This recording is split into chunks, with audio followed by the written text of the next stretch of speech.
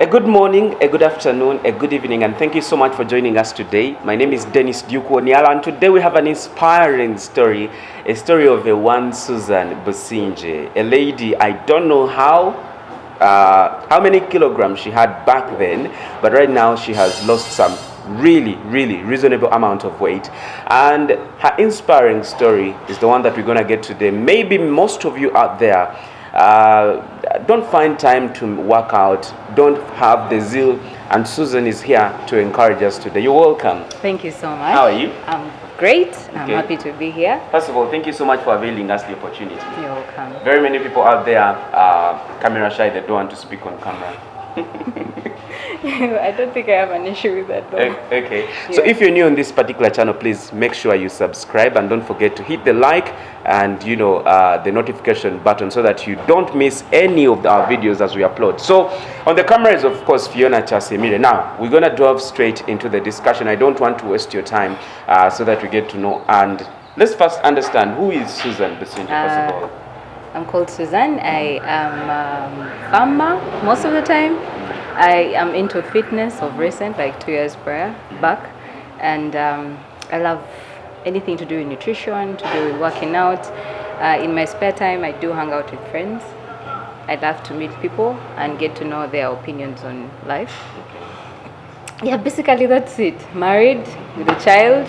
Yeah, that's it. Yeah. So tell us, when did this journey begin? First of all, right from the word go, when do you realize you're actually a bit fat? First of all, I've always been plus size my whole entire life.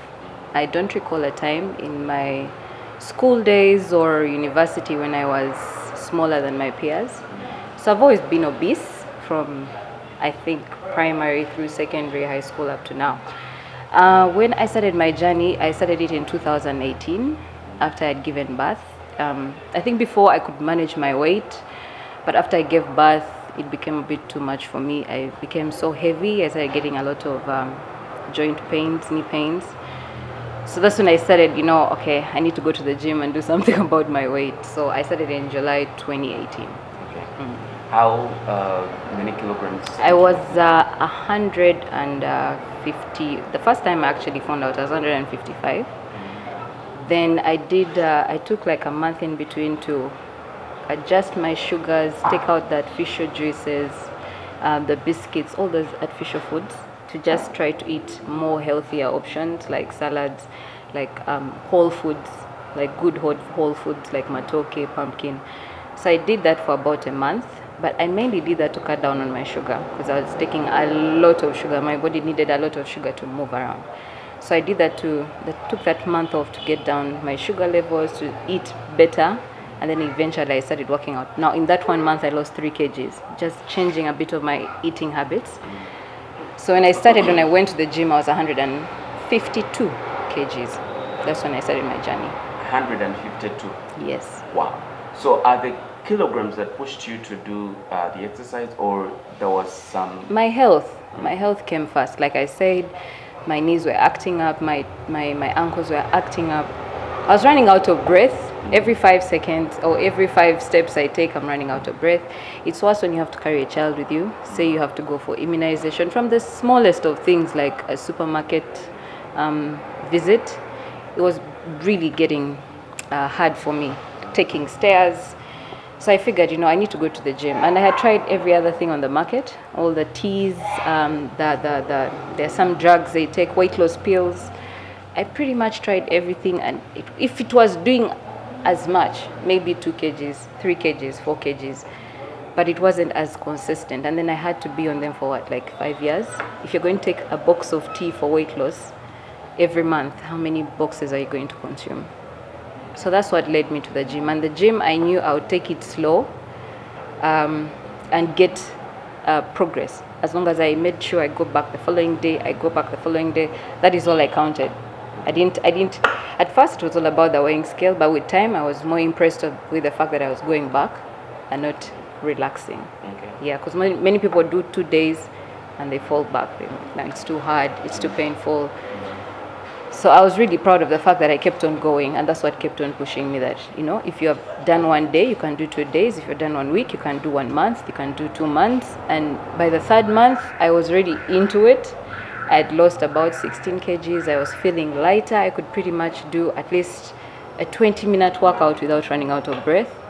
So those were all the little, should I say, gains or wins that pushed me to keep on going back. Yeah. But I started at 155 and into the gym at 152, 51 there. And what you say, remind us the kgs you have now? Now I think I am hoping maybe I'm about 95. Yeah. Yes. So tell us, while growing up, how was the experience in school? Were you never bullied because of your weight? Well, such scenarios are there. I was, but I learned to handle it. My weight was part of me. I had nothing to do but to accept that it was part of me.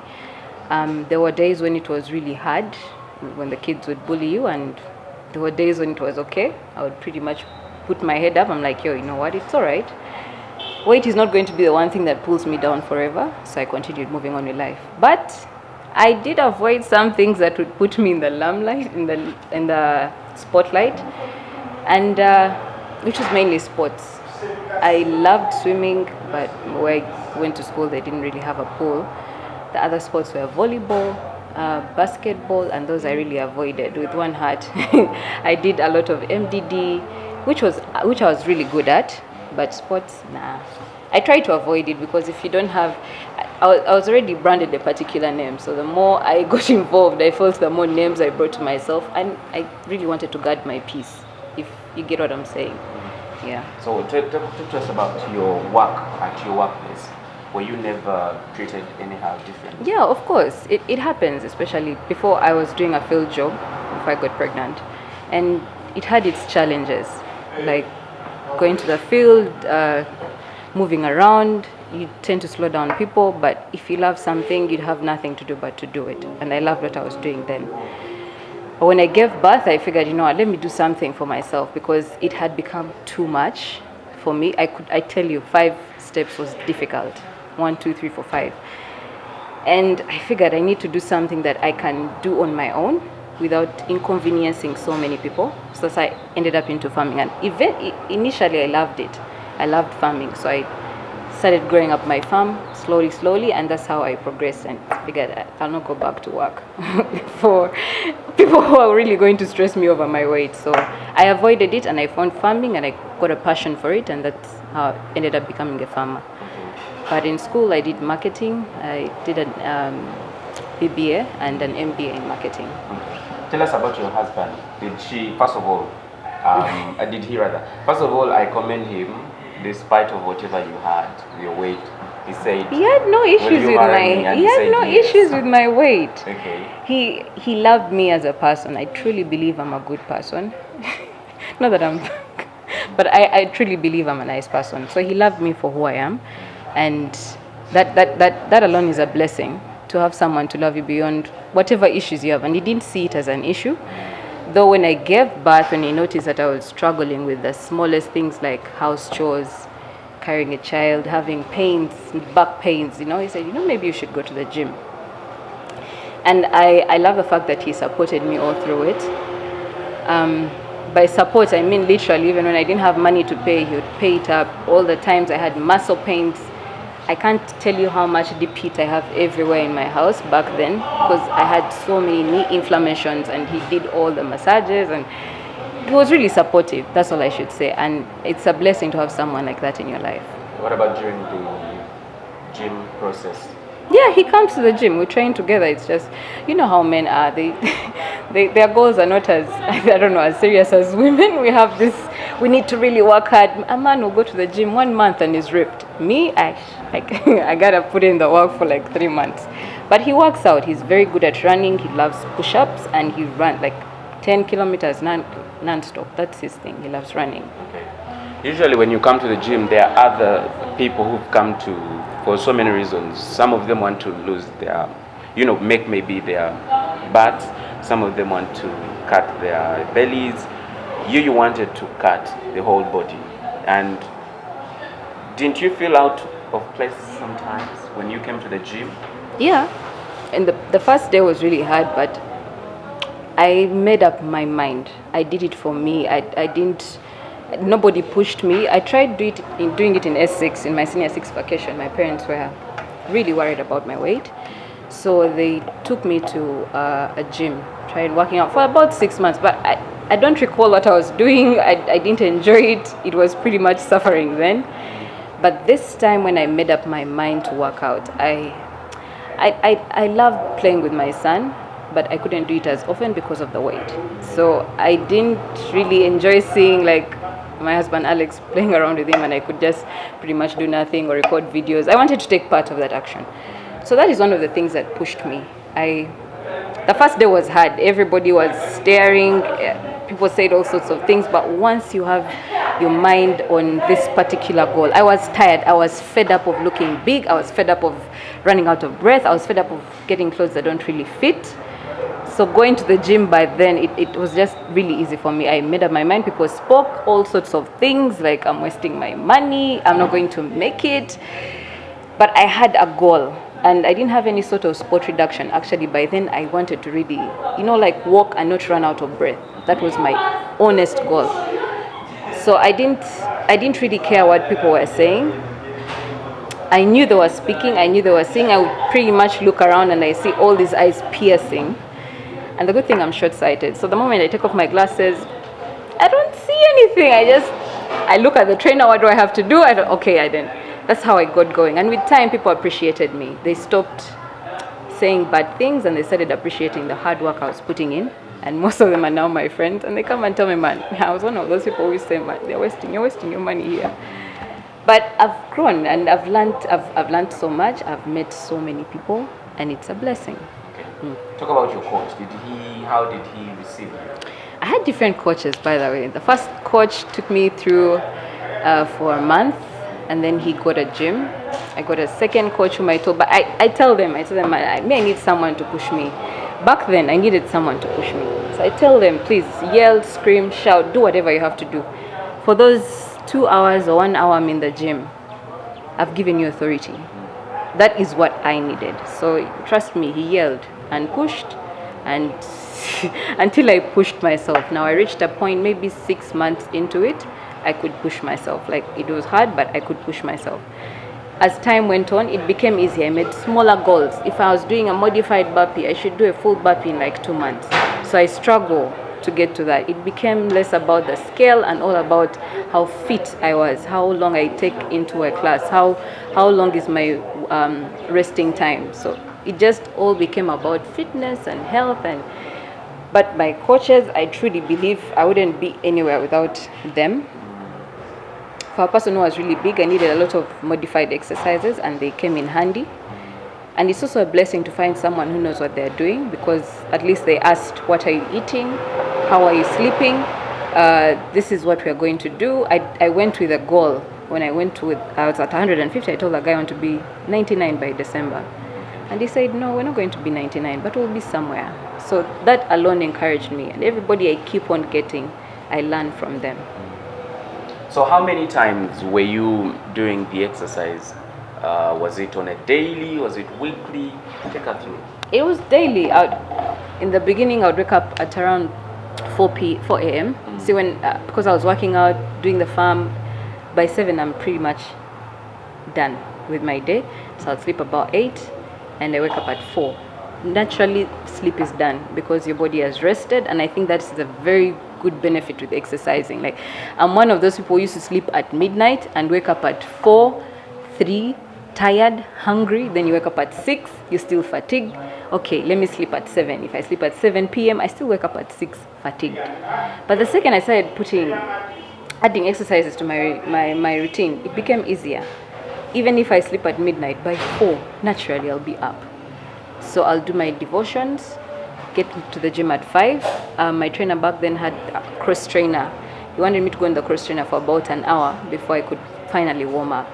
But I would go on 5 minutes, rest 10 minutes, go do another 5, rest. So he says, I come to the gym when you're ready, hot and ready to work out. So that required me to go like 30 minutes earlier. So if I'm at the gym by 5:30, we work out up to about 8. then I go home, do my farm and continue up my day. By 7, I'm in bed sleeping. I had to adjust my food. I had to start moving with my food because I could not buy food from out. I was in a strict, not to say diet, but a different sort of lifestyle change. If I maybe forgot my food, I would try and look for salads and chicken. But it was a hassle. So I had to make sure if I'm leaving home, I have to move with my foods. Until maybe about 6-7 months, when I learned my body, I learned what to eat, what not to eat when I don't have my meals, and it became easier. It's a journey. You learn everything about yourself. Talk about the foods. There are a couple of people who do exercise and then they go back home and they fill their bodies with junk. Talk about the food part. You're pretty much wasting your time in the gym then, because if you're going to work out, you need to fuel your body with the right foods. When I started, I did a lot of greens, vegetables, salads, like any other person. Then I realized, okay, it is working, but it worked for about 2 months. The more I lost weight, the more I needed energy to maybe upgrade my workouts or make them more intense. But I was eating a lot of small salads, the green salads and chicken. So I did a lot of research and understood that I have to add some whole foods, some good matoke, some pumpkin, but you switch it up so that you keep on confusing the body, because the body gets used with the food that you're giving it. So you keep switching it up. I learned to eat more of my calories during the day and less during the night. I learned how to balance my meals. I learned what food is good for me, like eating according to your blood group. And all this I've learned in this 2 years of working out. Yes, so it's important to eat healthy. You can't eat junk and work out. And expect miracles. You'll pretty much maintain, or you'll get tired because you're not feeding your food with the right. You need foods that are going to help with muscle recovery. So those are foods you need to really consume, not junk. Okay. Were in there moments you felt like, Yeah, plenty, all the time, even today. After the session, like, but why am I struggling? But for what? But then you remind yourself that this is for me, and in the next 20 years, my body is going to really be in love with me, with what I did now, to save it then. Because, like, I've never been this size my whole entire. I think I was like this in senior 4. And for me to reach here and experience what I'm experiencing, it's a blessing. So there's no way, even when I'm in the gym hustling and my trainer is screaming in my ears, I remember the original goal, why I am here, is to be healthy. So I push through it all. Then there are days when I really don't want and I not come to the gym for like 3 days. It's okay. It's good to listen to your body. Sometimes you're tired. Sometimes other factors, stress, life happens. But I can't give up on this. This is my life. Like, there's no way I can say now I'm done. I'll never go back working out. Okay. What is your utmost goal, like your long time? My goal is to be fit, physically fit. Personally, to manage my lower body, like that is a very huge goal for me. But if I can get to 85, if I can get into a size 14, 12, I'll be happy. To people who are out there feeling somehow laid back, I mean, the things are hard, like my colleague Fiona, who says, I went there one day and the following day I didn't want to go back. What message do you have for them? I think it's important to start small. First of all, find a trainer. If you have no clue where to start from, it's very important to get a trainer. Have your health checked. Most of us go to hospitals when we are sick. It's important to have your health checked. Once you know that, okay, I have this amount of work to do, get a trainer and then start slowly. What matters is consistency. Even if you work out 20 minutes every day, if you do it for a whole week, there's going to be a huge change. It might not be on the weighing scale, but the way you feel will be different. So start small and build. If you don't like gym, there are so many ways of losing weight. You can walk, you can run, you can swim, you can dance, you can cycle. There's so many things that you can do. Things that require a trainer, yes, and those that don't require a trainer. So pick something that you're good at. I used to love dancing. Before I gave birth, I did a lot of Zumba class. But it took about like maybe 10 kgs. And by then I was rotating around 135, 128, 125. That's where I was fluctuating from. Okay, Susan, we've heard your story. Thank you so much for giving us, and thank you guys for watching. Now we are going to go to one of those persons who was also in charge of seeing Susan lose her weight, and this is one of the coaches. So welcome. Thank you for having me on the show. How are you, boss? I'm okay. First of all, let's get to understand your name. My name is Mbonigawa Edmund. Right now I'm running the Veritas Fitness brand in Uganda. Our goal has generally been to try to bring out awareness. There are so many people out there who are trying to see what they can change about themselves. So many people keep complaining. They say my weight is a problem, I'm not fit, and they're just looking they're looking for someone who can actually believe in them. So our whole mission is to try to bring awareness out there, to try to tell people that it's okay to feel that way, but there are also people out there who actually genuinely want to help you if you just take that first step. So that's generally our whole mission. Okay, so tell us the simplest story about Susan when she came here, or when you met her. When I met Susan, Susan came here, I remember that was in January, I believe. It was in January. She came and she came with a friend I knew. So when she got here, she saw the way I was working, and because one of the friends she had actually come with had come to work with me. And she asked about me, and then she asked a few questions, and I asked her about her journey. She told me about her journey, and she genuinely told me she just needed someone to actually push her. So the first time I actually worked out with her, I realized she had, you see, our clients are normally different. You find you have clients that you need to push, like from the first step to the last. You genuinely need to be there for her. But one thing I noticed is that she had the drive. She knew exactly what she wanted. So for me, that in itself, I felt that was motivation enough for me to actually work with her. I told her, yeah, this is okay. We can actually work together. So we have really pushed. It's been now 10 months, and genuinely what I can say is I really love the kind of motivation that comes with our sessions. You would give her a workout. She tells you, okay, this is hard, but I'm going to do it. And genuinely, that's what I want to see, because at the end of the day, nothing comes easy. But to see somebody actually push themselves and say, this is something that I feel I've never done, this is something that I feel is so challenging, and you see them just organize their mat and get down and they say, this is something I'm going to do, me, that in itself is a reward. So I just love working around that kind of energy, and I would really say it's been a blessing working with her. Okay. Yeah. Susan, what are some of the mistakes that a lot of your clients or even people out there do when they're exercising? Generally, the first mistake most clients make is when they come here, they say, I've seen you training this and this person. If they know somebody is known or somebody is popular, they're like, I've seen you training this kind of person and I feel like I want to do this. So most times I don't like having this kind of conversations on the phone. I normally tell them, let's come to the gym and have a one-on-one. So the first thing I normally tell them is, if you're going to do this because of somebody else, you're probably going to give up. And to be honest with you, 90% of them always give up. We always tell them, when you're coming here and you want to work out, do it for yourself. Come here with your own reasons. What is pushing you? Once you have that drive, you just always have a path that you're going to follow, because you know, however hard this is, I have a goal that I'm supposed to achieve. So most times people come here without clear goals, clear objectives, and you find that halfway through it, someone gives up. And of course, as a trainer, our job is to motivate, is to guide you, but the work you're supposed to put in the work. So if you really don't have something that is pushing you, a goal, an objective, sooner or later, you're bound to give up. Yes. All right. I think we've had some little bit of some encouragement, word of encouragement from the coach who's been working around with Susan Businge to say that she actually reaches or meets her goal.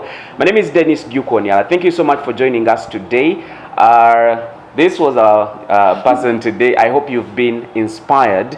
Until then, it's going to be a goodbye from now. But don't forget to subscribe, like, comment, and follow me on Instagram at Dennis Duke UG.